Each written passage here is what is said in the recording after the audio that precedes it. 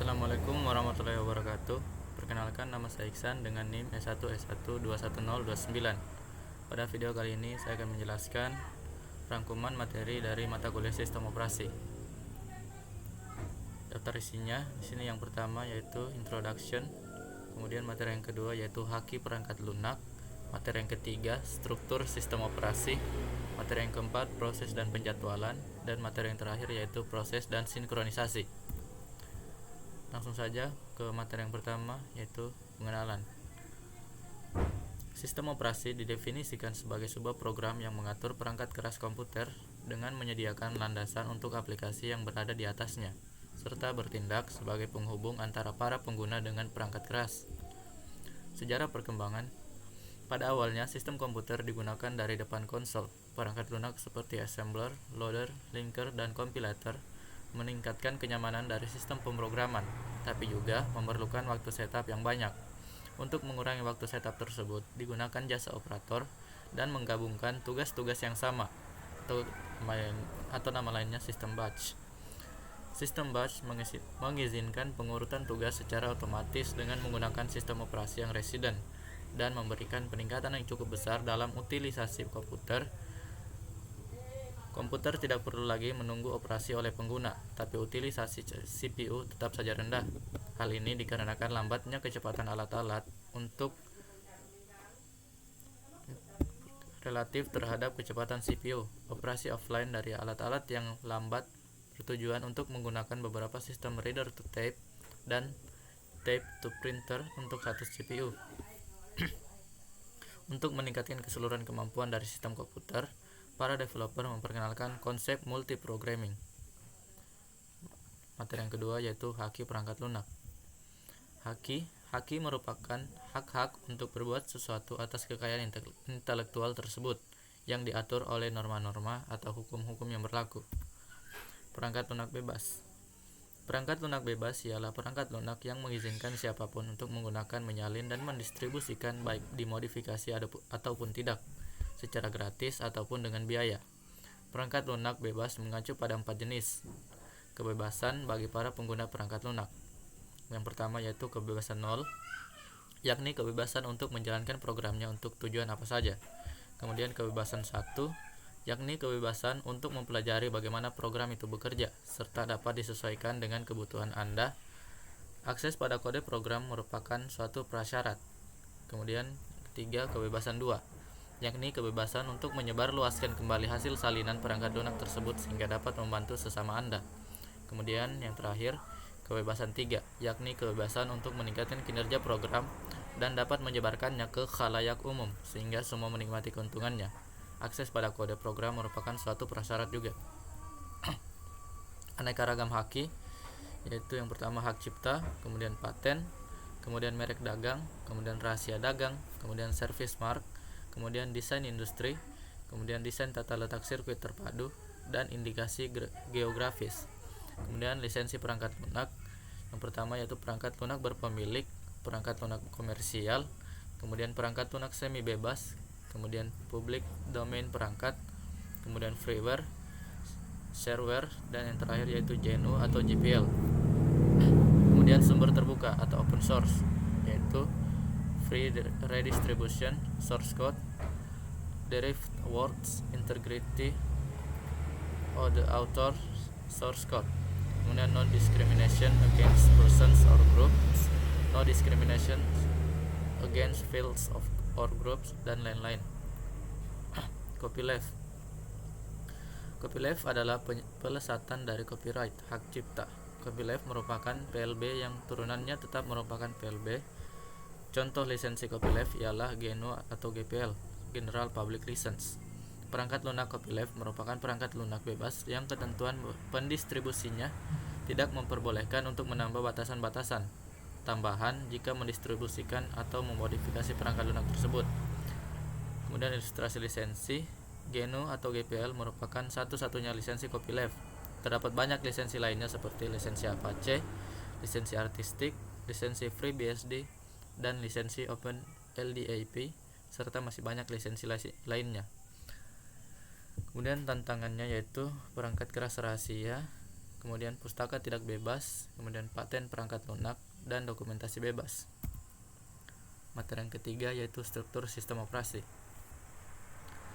Pada awalnya, sistem operasi dimulai sebagai sistem yang kecil, sederhana, dan terbatas. Lama-kelamaan, sistem operasi semakin berkembang menjadi suatu sistem yang lebih besar dari awalnya. Dalam perkembangannya, ada sistem yang terstruktur dengan baik dan ada juga yang baik. Contoh sistem yang terstruktur kurang baik adalah MS-DOS. Kemudian, lapisan-lapisan sistem operasi adalah suatu abstraksi dari enkapsulasi sekumpulan struktur data dalam sistem operasi. Lapisan-lapisan yang berada di atas bisa mengakses operasi-operasi yang tersedia di lapisan-lapisan bawahnya. Kemudian mikrokernel. Beberapa kelebihan kernel mikro yaitu yang pertama, interface yang seragam, extensibility, flexibility, portability, reliability, dan support untuk objek dan orientasi OS. Komplikasi kernel. Beberapa tahapan dalam kompilasi kernel yaitu yang pertama, mendownload kernel, kemudian mengekstrak kernel, kemudian membuat symbolic link, kemudian konfigurasi kernel, dan yang terakhir yaitu kompilasi. Komputasi meja. Secara umum, komponen komputer meja adalah fan, motherboard, hard disk, optical disk drive, floppy disk drive, prosesor, CPU cooler, RAM, sound card, modem, dan network card. Kemudian materi sistem prosesor jamak. Menurut Silbersatz dan kawan-kawan, keuntungan sistem prosesor jamak adalah yang pertama, peningkatan throughput karena lebih banyak proses atau thread yang dapat dijalankan. Yang kedua, peningkatan jumlah pekerjaan yang dapat dilakukan dalam waktu tertentu. Kemudian lebih ekonomis daripada sistem dengan banyak prosesor tunggal karena bisa berbagi memori, storage, dan power supply. Kemudian yang ketiga, peningkatan kehandalan. Jika pekerjaan terbagi rata, maka kegagalan salah satu prosesor bisa ditanggulangi oleh prosesor-prosesor yang lain. Memang performa menurun menjadi lebih lambat, tetapi sistem tetap berjalan. Fenomena ini disebut graceful gradation. Sementara sistem yang memiliki sifat graceful gradation disebut sebagai sistem yang fault tolerant. Dan sistem terdistribusi. Keuntungannya, resource sharing, suatu komputer bisa mengakses sumber daya yang ada di komputer lain. Kemudian computation speed up, jika suatu proses komputasi bisa dipecah-pecah menjadi sejumlah bagian yang berjalan secara konkuren, bagian-bagiannya bisa terbagi dalam komputer-komputer yang ada. Kemudian reliability, yaitu jika satu komputer mengalami kegagalan, maka secara keseluruhan sistem masih tetap dapat berjalan. Kemudian yang terakhir yaitu communication. Karena satu komputer terhubung dengan komputer-komputer lainnya, sangat dimungkinkan terjadi pertukaran informasi. Kemudian sistem tercluster. Keuntungannya yaitu absolute scalability, yaitu adalah mungkin untuk menciptakan sistem tercluster yang jauh lebih powerful daripada satu komputer standalone yang terbesar sekalipun. Kemudian incremental scalability, yaitu cluster diatur sedemikian rupa sehingga bisa diupgrade sedikit demi sedikit sesuai dengan kebutuhan tanpa harus mengupgrade keseluruhan sistem sekaligus secara besar-besaran. Kemudian high availability, karena setiap komputer yang tergabung adalah standalone, mandiri, maka kegagalan salah satu komputer tidak menyebabkan kegagalan sistem. Kemudian yang terakhir yaitu superior price atau performance. Dengan konfigurasi yang tepat, dimungkinkan untuk membangun sistem yang jauh lebih powerful atau sama dengan komputer standalone dengan biaya yang lebih rendah. Dan sistem waktu nyata. Satu sistem dikatakan real time jika dia tidak hanya mengutamakan ketepatan pelaksanaan instruksi atau tugas, tapi juga interval waktu tugas tersebut dilakukan. Dengan kata lain, sistem real time adalah sistem yang menggunakan deadline, yaitu pekerjaan harus selesai jangka waktu tertentu. Sementara itu, sistem yang tidak real time adalah sistem di mana tidak ada deadline, walaupun tentunya respons yang cepat atau performa yang tinggi tetap diharapkan. Kemudian aspek lainnya berupa beberapa sistem berikut, yaitu sistem multimedia, kemudian handal, kemudian sistem berkas, kemudian bandwidth, kemudian waktu nyata, kemudian embed system, kemudian komputasi berbasis jaringan, kemudian PDA dan telepon seluler, dan yang terakhir yaitu smart card. Dan materi yang keempat yaitu proses dan penjadwalan. Submateri pertama yaitu A. Konsep proses. Konsep proses didefinisikan sebagai program yang sedang dieksekusi. Menurut Silverbatch, proses tidak hanya sekedar suatu kode program atau text session, melainkan meliputi beberapa aktivitas yang bersangkutan seperti program counter dan stack. Berikut adalah diagram status proses, yang dimana langkahnya yang pertama, program masuk ke dalam tahap baru atau pembuatan. Setelah dibuat, kemudian masuk ke dalam tahap siap atau ready. Setelah ready, dia akan diarahkan ke bagian run. Bagian run ini akan terjadi tiga kondisi, yaitu yang pertama, programnya diinterupsi sehingga kembali ke bagian ready. Yang kedua, yaitu ketika program menunggu instruksi dari input atau output sehingga masuk ke dalam bagian wait atau menunggu. Setelah adanya respon dari input output, kemudian dia masuk ke tahap ready, kemudian run kembali. Kemudian jika semuanya telah selesai, maka akan masuk ke tahap selesai atau terminate. Proses control back itu di sini bisa dilihat pada diagram berikut. Pembentukan proses.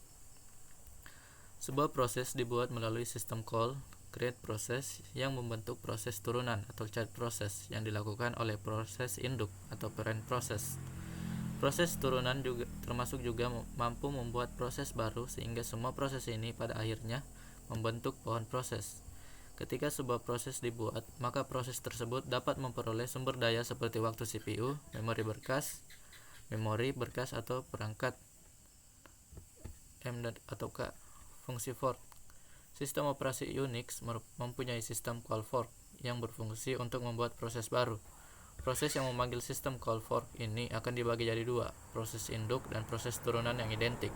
Proses induk dan turunan independen satu sama lain dan berjalan bersamaan. Terminasi proses. Suatu proses diterminasi ketika proses tersebut telah selesai mengeksekusi perintah terakhir atau diterminasi dengan sengaja oleh proses lain. Biasanya proses induk melakukan terminasi sengaja pada turunannya. Alasan terminasi tersebut seperti yang pertama, turunan melampaui penggunaan sumber daya yang telah dialokasikan. Dalam keadaan ini, proses induk perlu mempunyai mekanisme untuk memeriksa status turunannya. Kemudian task yang ditugaskan kepada turunan tidak lagi diperlukan. Dan yang terakhir yaitu proses induk telah selesai dan sistem operasi tidak mengizinkan proses turunan untuk tetap berjalan. Jadi semua proses turunan akan berakhir pula. Hal ini yang disebut cascading termination. Setiap proses memiliki identitas proses yang isinya berupa yang pertama PID, yang kedua credential, dan yang ketiga personality. Kemudian materi selanjutnya B. Concept thread. Yang pertama yaitu multithreading. Keuntungannya yaitu responsif, di mana aplikasi interaktif menjadi tetap responsif meskipun sebagian dari program sedang diblok atau melakukan operasi lain yang panjang. Kemudian yang kedua, berbagi sumber daya. Keuntungannya adalah mengizinkan sebuah aplikasi untuk mempunyai beberapa thread yang berbeda dalam lokasi memori yang sama. Yang ketiga yaitu ekonomis. Pembuatan sebuah proses memerlukan pengalokasian memori dan sumber daya. Kemudian yang keempat, utilisasi arsitektur multiprosesor sangat meningkat pada arsitektur multiprosesor, di mana setiap thread dapat berjalan secara paralel di atas prosesor yang berbeda. Kemudian modelnya, model many to one. Model ini memetakan beberapa thread tingkatan pengguna ke sebuah thread. Tingkatan ke pengaturan thread dilakukan dalam ruang pengguna sehingga efisien. Kemudian yang kedua, model one to one. Model ini memetakan setiap thread tingkatan pengguna ke setiap thread. Ia menyediakan lebih banyak konkurensi dibandingkan model many to one. Keuntungannya sama dengan keuntungan thread kernel. Kemudian model many to many. Model ini memultiplex banyak thread tingkatan pengguna ke thread kernel yang jumlahnya sedikit atau sama dengan tingkatan pengguna. Keuntungan dari sistem ini ialah kernel thread yang bersangkutan dapat berjalan secara paralel pada multiprosesor. Kemudian pustaka thread. Pustaka Thread bertugas untuk menyediakan API untuk programmer dalam menciptakan dan memanage thread. Ada dua cara dalam mengimplementasikan Pustaka Thread, yaitu yang pertama, menyediakan API dalam level pengguna tanpa dukungan dari kernel sehingga pemanggilan fungsi tidak melalui sistem call. Kemudian yang kedua, menyediakan API di level kernel yang didukung secara langsung oleh sistem operasi. Kemudian pembatalan thread. Thread cancellation ialah pembatalan thread sebelum tugasnya selesai. Apabila sebuah thread mencari sesuatu dalam database dan menemukan serta mengembalikan hasilnya, thread sisanya akan dibatalkan. Thread yang akan diberhentikan biasa disebut target thread. Pemberhentian target thread dapat dilakukan dengan dua cara, yaitu yang pertama, asynchronous cancellation, dan yang kedua, deferred cancellation. Thread pools. Keuntungan thread pool adalah, yang pertama, biasanya lebih cepat untuk melayani permintaan dengan thread yang ada dibandingkan menunggu thread baru dibuat. Kemudian yang kedua, yaitu thread pool membatasi jumlah thread yang ada pada suatu waktu. Kemudian penjadwalan thread. Untuk menjadwalkan thread, sistem dengan model multi-threading many-to-many atau many-to-one menggunakan menggunakan yang pertama, proses contention scope atau PCS. Pustaka Thread menjadwalkan thread pengguna untuk berjalan pada LWP lightweight process yang tersedia. Kemudian yang kedua yaitu System Contention Scope atau SCS. SCS berfungsi untuk memilih satu dari banyak thread, kemudian menjadwalkannya ke satu thread tertentu, apakah itu di CPU atau di kernel. Kemudian materi berikutnya, thread Java. Siklusnya bisa dilihat pada diagram berikut. Kemudian pembentukan threadnya bisa dilihat pada codingan berikut.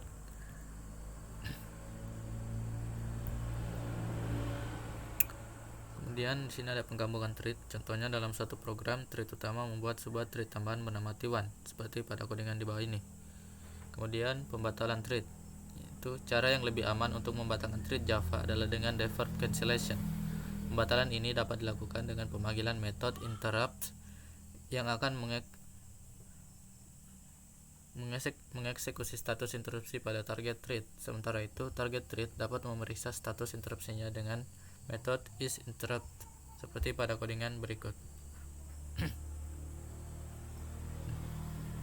Kemudian JVM. Setiap program Java dijalankan oleh Java Virtual Machine atau JVM. Artinya, program Java dapat dijalankan di platform manapun selama platform tersebut mendukung JVM. Umumnya, JVM diimplementasikan di bagian atas suatu host operating system. Hal ini memungkinkan JVM untuk menyembunyikan detail implementasi dari sistem operasi tersebut. Kemudian, aplikasi thread dalam Java. Salah satu kemungkinan keluaran program adalah sebagai berikut.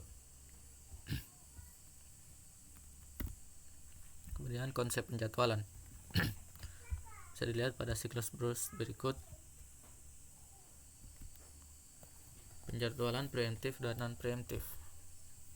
Penjadwalan preemptif mempunyai arti kemampuan sistem operasi untuk memberhentikan sementara proses yang sedang berjalan untuk memberikan ruang kepada proses yang prioritasnya lebih tinggi. Penjadwalan ini bisa saja termasuk penjadwalan proses. Penjadwalan preemptif memungkinkan sistem untuk lebih bisa menjamin bahwa setiap proses mendapat sebuah slice waktu operasi. Sedangkan penjadwalan non-preemptif ialah salah satu jenis penjadwalan di mana sistem operasi tidak pernah melakukan context switch dari proses yang sedang berjalan ke proses yang lain. Dengan kata lain, proses yang sedang berjalan tidak bisa diinterrupt. Kemudian ada yang namanya dispatcher. Komponen yang lain yang terlibat dalam penjadwalan CPU adalah dispatcher. Dispatcher adalah modul yang memberikan kontrol CPU kepada proses yang sedang terjadwal. Fungsinya adalah yang pertama, context switching. Kemudian yang kedua, switching to user mode dari kernel mode. Kemudian yang terakhir yaitu lompat dari suatu bagian di program user untuk mengulang program. Kemudian kriteria penjadwalan, yang pertama ada CPU utilization, kemudian ada throughput, kemudian turnaround time, kemudian waiting time, response time, fairness, dan efisiensi. Kemudian submateri algoritma penjadwalan. Macam-macam algoritma. Yang pertama yaitu first come first serve. Algoritma ini mendahulukan proses yang lebih dulu datang. Kelemahannya, waiting time rata-rata cukup lama. Kemudian shortest job first. Algoritma ini mendahulukan proses CPU dengan burst terkecil sehingga akan mengurangi waiting time rata-rata. Kemudian priority scheduling. Algoritma ini mendahulukan prioritas terbesar. Kelemahannya, prioritas kecil tidak mendapat jatah CPU. Hal ini dapat diatasi dengan aging, yaitu semakin lama menunggu, prioritas semakin tinggi. Kemudian round robin. Algoritma ini menggilir proses-proses yang ada di antrian dengan jatah time kuantum yang sama. Jika waktu habis, CPU dialokasikan ke proses selanjutnya. Kemudian multi-level queue. Algoritma ini membagi beberapa antrian yang akan diberi prioritas berdasarkan tingkatan. Tingkatan lebih tinggi menjadi prioritas utama. Kemudian yang terakhir yaitu multi-level feedback queue. Pada dasarnya sama dengan multi-level queue, yang membedakannya adalah algoritma ini diizinkan untuk pindah antrian. Untuk algoritma yang pertama yaitu first come first serve, bisa dilihat contohnya seperti gambar berikut. Kemudian shortest job first. Di sini shortest job first terbagi dua, yaitu non preemptive dan yang preemptive. Kemudian priority scheduling. Priority scheduling merupakan algoritma penjadwalan yang mendahulukan proses yang memiliki prioritas tinggi, sehingga setiap proses memiliki prioritasnya masing-masing. Prioritas suatu proses dapat ditentukan melalui beberapa karakteristik, antara lain time limit, memory requirement, akses file, perbandingan antara burst MK dengan CPU burst, dan tingkat kepentingan proses. Priority scheduling juga dapat dijalankan secara preemptif maupun non-preemptif. Pada preemptif, jika ada suatu proses yang baru datang memiliki prioritas yang lebih tinggi daripada proses yang sedang dijalankan, maka proses yang sedang berjalan tersebut dihentikan. Lalu CPU dialihkan untuk proses yang baru datang tersebut. Sementara itu, pada non-preemptif, proses yang baru datang tidak dapat mengganggu proses yang sedang berjalan, tetapi hanya diletakkan di depan queue. Kemudian algoritma round robin. Siklusnya bisa dilihat pada diagram berikut. Kemudian multi-level queue. Dari gambar di samping, pengelompokan proses-proses berdasarkan prioritasnya. Kemudian muncul ide untuk menganggap kelompok-kelompok tersebut sebagai sebuah antrian-antrian kecil yang merupakan bagian dari antrian keseluruhan proses, yang sering disebut dengan algoritma multi-level queue. Dalam hal ini dapat dilihat bahwa seolah-olah algoritma dengan prioritas yang dasar adalah algoritma multi-level queue, di mana setiap queue akan berjalan dengan algoritma first come first serve yang memiliki banyak kelemahan. Oleh karena itu, dalam praktiknya, algoritma multi-level queue memungkinkan adanya penerapan algoritma internal dalam masing-masing subantriannya yang bisa memiliki algoritma internal yang berbeda untuk meningkatkan kinerjanya. Kemudian yang terakhir yaitu multi-level feedback queue. Multi-level feedback queue adalah salah satu algoritma yang berdasar pada algoritma multi-level queue. Perbedaan mendasar yang membedakan multi-level feedback queue dengan multi-level queue biasa adalah terletak pada adanya kemungkinan suatu proses berpindah dari satu antrian ke antrian lainnya, entah dengan prioritas yang lebih rendah ataupun lebih tinggi. Misalkan pada contoh berikut, semua proses yang baru datang akan diletakkan pada queue dengan estimasi kuantum sama dengan 8 milisekund. Jika suatu proses tidak dapat diselesaikan dalam 8 milisekund, maka proses tersebut akan dihentikan dan dipindahkan ke Q1 dengan estimasi kuantum sama dengan 16 milisekund. Q1 hanya akan dikerjakan jika tidak ada lagi proses di Q0. Dan jika suatu proses di Q1 tidak selesai dalam 16 milisekund, maka proses tersebut akan dipindahkan ke Q2. Q2 akan dikerjakan bila Q0 dan Q1 dan 10 dan akan berjalan dengan algoritma first come first serve. Kemudian materi yang terakhir yaitu proses dan sinkronisasi. Bagian yang pertama, bagian A, konsep interaksi. Sinkronisasi diperlukan untuk menghindari terjadinya ketidakkonsistenan data akibat adanya akses data secara konkuren. Proses-proses tersebut disebut konkuren jika proses-proses itu ada dan berjalan pada waktu yang sama. Proses-proses konkuren ini bisa bersifat independen atau bisa juga saling berinteraksi. Komunikasi antar proses. Pertama yaitu dengan cara sistem berbagi memori. Share memory system merupakan salah satu cara komunikasi antar proses dengan cara mengalokasikan suatu alamat memori untuk dipakai berkomunikasi antar proses. Yang kedua, dengan sistem berkirim pesan. Sistem berkirim pesan adalah proses komunikasi antar bagian sistem untuk membagi variabel yang dibutuhkan. Proses ini menyediakan dua operasi, yaitu mengirim pesan dan menerima pesan. Kemudian sinkronisasi yang pertama yaitu dengan menggunakan blocking send, yaitu pemblokiran mengirim sampai pesan sebelumnya diterima. Kemudian blocking receive, pemblokiran penerima sampai terdapat pesan yang akan dikirim. Kemudian non-blocking send, itu pengirim dapat terus mengirim pesan tanpa memperdulikan apakah pesan sebelumnya sampai atau tidak. Kemudian yang terakhir non-blocking receive, yaitu penerima menerima semua pesan baik berupa pesan yang valid atau pesan yang salah, itu dengan kata lain null, penyangga. Yaitu yang pertama kapasitas 0. Antrian mempunyai panjang maksimum 0 sehingga tidak ada penungguan pesan atau message waiting. Dalam kasus ini, pengirim harus memblok sampai penerima menerima pesan. Kemudian yang kedua, kapasitas terbatas. Antrian mempunyai panjang yang telah ditentukan, paling banyak n pesan dapat dimasukkan. Jika antrian tidak penuh ketika pesan dikirimkan, pesan yang baru akan menimpa dan pengirim dapat melanjutkan eksekusi tanpa menunggu. Kemudian yang terakhir yaitu kapasitas tak terbatas. Antrian mempunyai panjang yang tak terhingga, sehingga semua pesan dapat menunggu di sini. Pengirim tidak akan pernah diblok. Kemudian klien atau server. Server adalah komputer yang dapat memberikan servis ke server, sedangkan klien adalah komputer yang mengakses beberapa servis yang ada di klien. Ketika klien membutuhkan suatu servis yang ada di server, dia akan mengirim request kepada server lewat jaringan. Jika request tersebut dapat dilaksanakan, maka server akan mengirimkan balasan berupa servis yang dibutuhkan untuk saling berhubungan menggunakan soket. Yang pertama, di sini ada dua, yaitu karakteristik dari server. Yang pertama pasif, yang kedua menunggu request, yang ketiga menerima request atau memproses mereka dan mengirimkan balasan berupa servis. Sedangkan karakteristik dari klien yaitu yang pertama aktif, mengirim request dan menunggu dan menerima balasan dari server. Kemudian RPC atau Remote Procedure Call.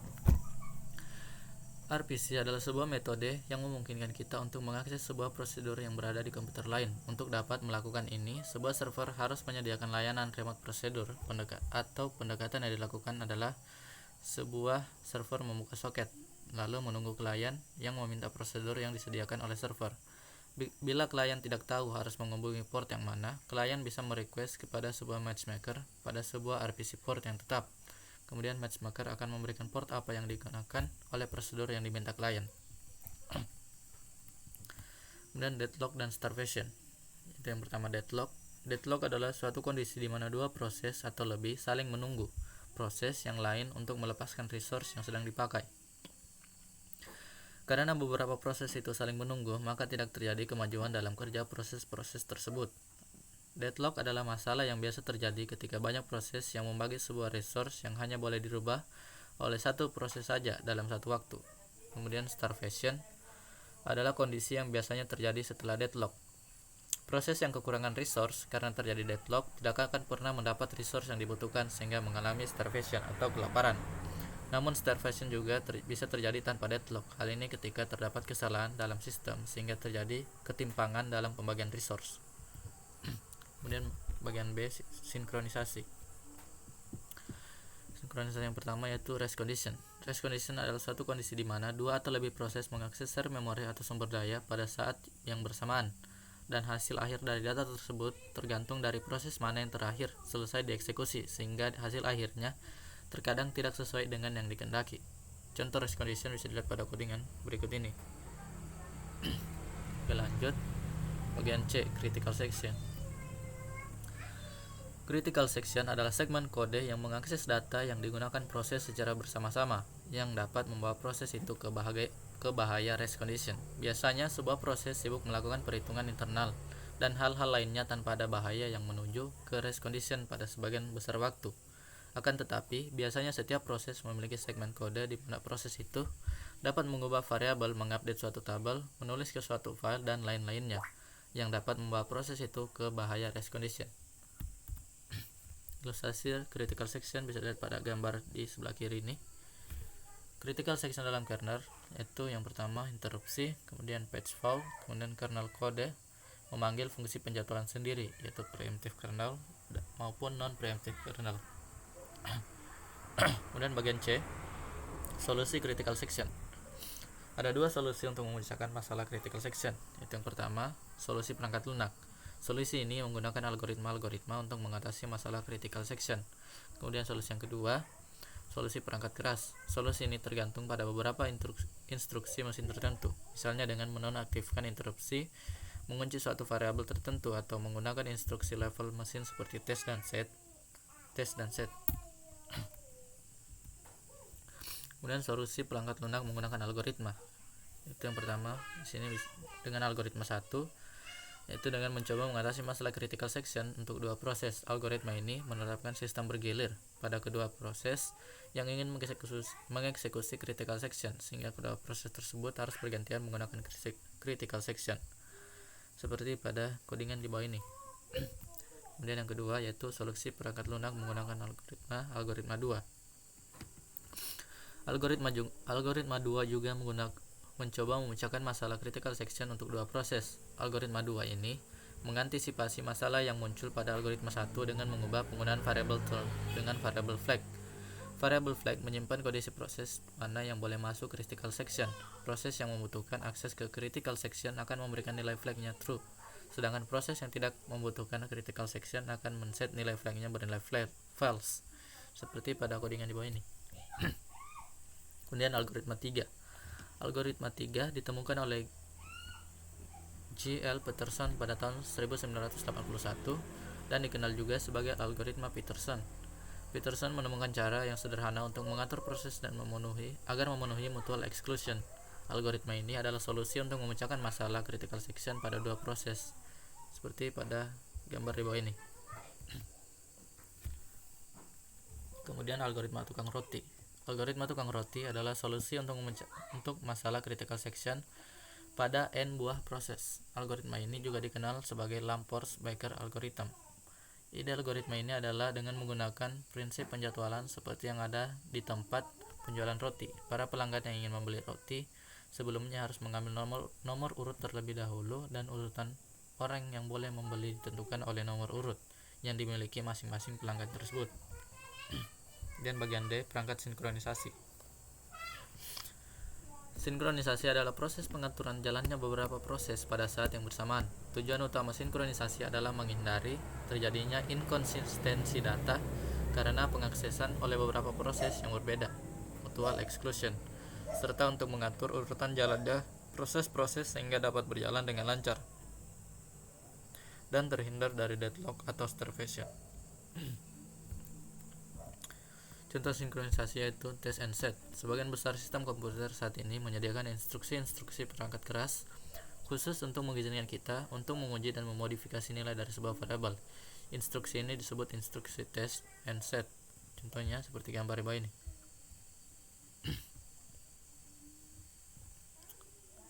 Atau seperti pada gambar di bawah ini juga. Kemudian semafor. Semafor adalah sistem sinyal yang digunakan untuk berkomunikasi secara visual. Dalam software, semafor adalah sebuah variabel bertipe integer yang selain saat inisialisasi hanya dapat diakses melalui dua operasi standar, yaitu increment dan decrement. Semafor digunakan untuk menyelesaikan masalah sinkronisasi secara umum. Berdasarkan jenisnya, semafor hanya bisa memiliki nilai 1 atau 0 atau lebih dari sama dengan 0. Semafor memiliki dua jenis, yaitu binary semafor dan counting semafor. Fungsi semafor itu yang pertama untuk mutual exclusion. Sesuai dengan prinsip mutual exclusion, jika suatu thread sedang berada dalam critical sectionnya, thread lain harus menunggu thread tersebut keluar dari critical sectionnya sebelum dapat memasuki critical sectionnya sendiri. Kemudian fungsi kedua yaitu resource controller. Semafor menyimpan banyaknya resource yang tersedia. Saat thread ingin memakai resource, ia akan memanggil fungsi kunci. Jika resource masih tersedia, thread bisa langsung menggunakannya. Sebaiknya jika semua resource sedang dipakai, thread tersebut harus menunggu setelah resource selesai dipakai. Thread akan memanggil fungsi buka sehingga resource yang bebas bertambah. Kemudian fungsi yang ketiga yaitu sinkronisasi antar proses. Ada kalanya suatu proses memerlukan resource yang dihasilkan oleh thread lainnya. Oleh karena itu, dibutuhkan suatu mekanisme untuk mengatur urutan eksekusi thread. Mekanisme ini dilakukan dengan memanfaatkan semafor. Kemudian monitor. Monitor adalah suatu tipe data abstrak yang dapat mengatur aktivitas serta penggunaan resource oleh beberapa thread. Ide monitor pertama kali diperkenalkan oleh C.R. Howard dan Per Brins Hansen pada awal 1970-an. Monitor terdiri atas data-data private dengan fungsi-fungsi publik yang dapat mengakses data-data tersebut. Metode-metode dalam suatu monitor sudah dirancang sedemikian rupa agar hanya ada satu buah metode yang dapat bekerja pada suatu saat. Hal ini bertujuan untuk menjaga agar semua operasi dalam monitor bersifat mutual exclusion. Monitor di sini yaitu monitor Java. Monitor Java Virtual Machine mendukung dua jenis sinkronisasi, yaitu mutual exclusion dan cooperation. Sekian materi yang bisa saya jelaskan. Mohon maaf bila ada kekurangan, lebih dan kurangnya mohon dimaafkan. Wabillahi taufiq wal hidayah. Wassalamualaikum warahmatullahi wabarakatuh.